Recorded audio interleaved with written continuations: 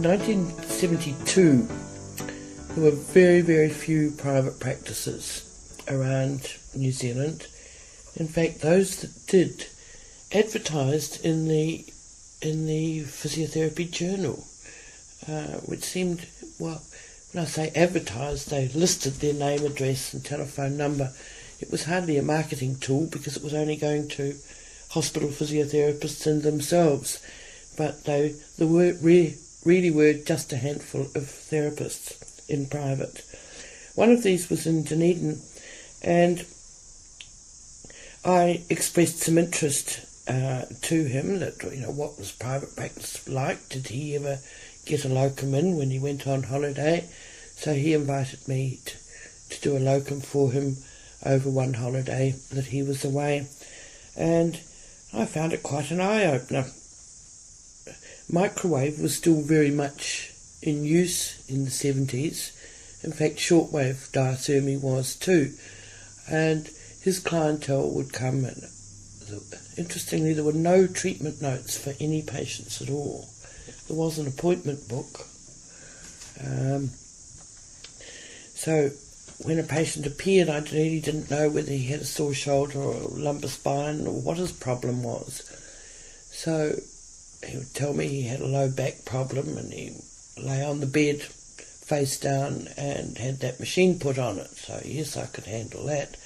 So when I asked him to take off his sports coat, he said, "Oh no, I never take off my sports coat." And I said, "But you've got braces on." "Oh yes, I know, but that's all right. I just lie down like this and he turns it on." So I caused a lot of havoc. The couple of weeks I was in the practice by demanding patients remove their braces and jackets and that I saw some bare flesh. And I don't know how many patients he lost through that, but they probably are happy to come back once they knew I wasn't there anymore. Fortunately, I think that practice, fortunately you very seldom see microwave or shortwave diathermy in people's practices these days, but you can see there the advantages of the somewhat criticised practice accreditation system.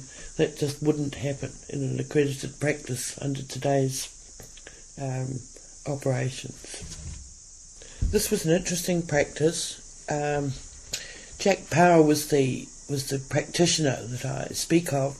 He was a Scottish trained physiotherapist. He had also done his physio teaching training in London and taught at the physiotherapy school.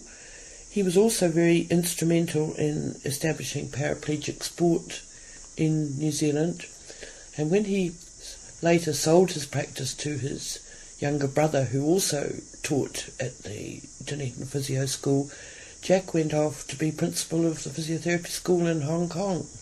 I don't know what they did with the shortwave and microwave patients over there.